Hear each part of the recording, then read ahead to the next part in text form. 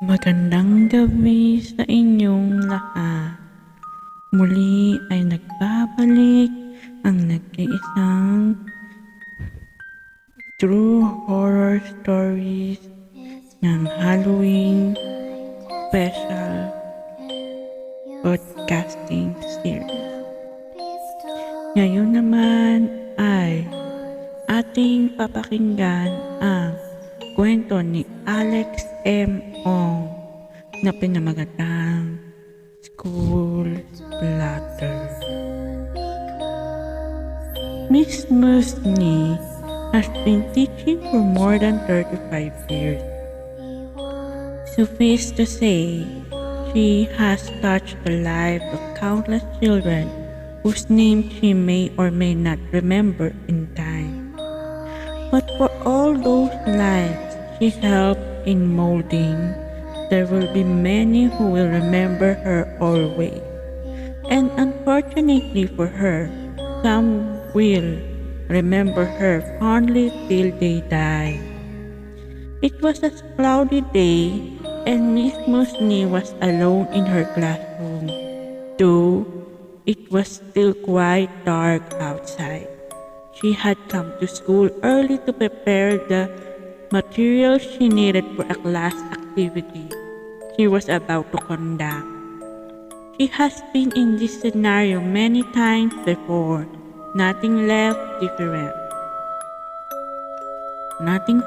different. A couple of hours later, a steady blow of chilling wind was moving the curtains in the room, and as she glanced at her watch, she saw that it was already past 8 o'clock. Where are my students? She wondered. The chilling wind sent goosebumps throughout her body. Though she wasn't feeling scared, a feeling of paranoia was starting to emerge within her.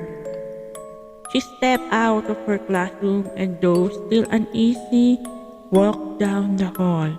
Luckily, her students started entering one by one.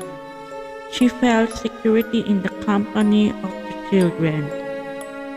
When she returned to the room, she was baffled by what her students were doing. They were crowded in a corner, looking at what seemed to be splatters of blood.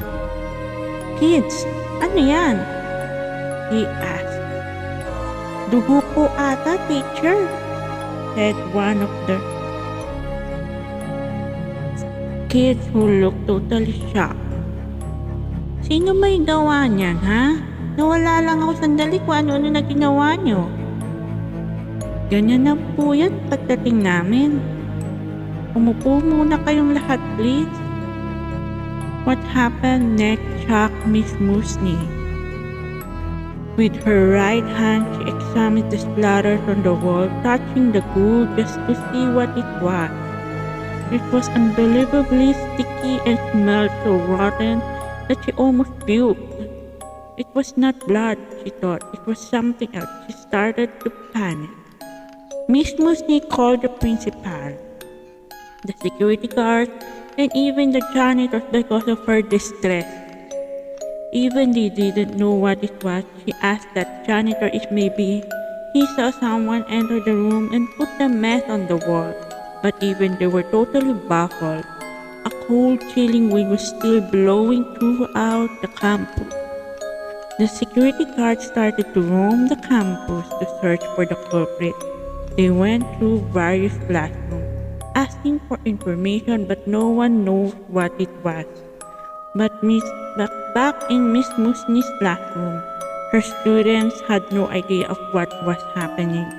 They were all busy chatting and being happy because of the delay of classes. Miss Musney, on the other hand, felt so frightened, but she didn't know why. It may have been a harmless prank, but she was feeling very uneasy with the whole matter. Eventually, though, the principal convinced her to go back to her room, even if the mystery was still unsolved. But even before she set foot inside, a student of hers stopped her and signaled that she needed to tell her something important before she enters the room. Ma'am, alam ko pa kung sino may gawa nun. Sino? Huwag po kayong matatakot, okay? Sige. Ito, estudyante niyo po dati. Actually, sobrang matagal na. Ha? Ma'am, multo po siya. Totoo po, hindi po ako nanloloko. Ang kaso po kasi, parang natutuwa po siya at nanggugulo lang. Biro lang kumbaga. At this point in time, Miss Musni wasn't able to talk. She was in shock, then eventually fainted out of fright. It was soon learned though the ghost was really a previous student of hers. He was part of one of the first batches she handled. Yan. Miss Musni confirmed this after comparing her student description to a class picture she had of that early batch. It was a perfect depiction even up to the child yellowish uniform that has long been outdated. But the clairvoyant student affirmed that the ghost means no harm. Up to this day, everyone knows the ghost is still in the school, but nobody knows why he is still there. The splatter from the wall are still a complete mystery. And as odd as it may seem, the school has no plans of having it examined. Some say it looks and feels like rotting tree sap or dagta, but no one is brave enough to test this theory. Occasionally, he still splatters this red goo on the wall, but everyone always tries their best to ignore it. And though still scared, Miss Musni has learned how to deal with him or it. Every time before her classes start, she knocks 3 times on the chalkboard just to make him feel that he is recognized. It has been said that sometimes he answers and knocks back.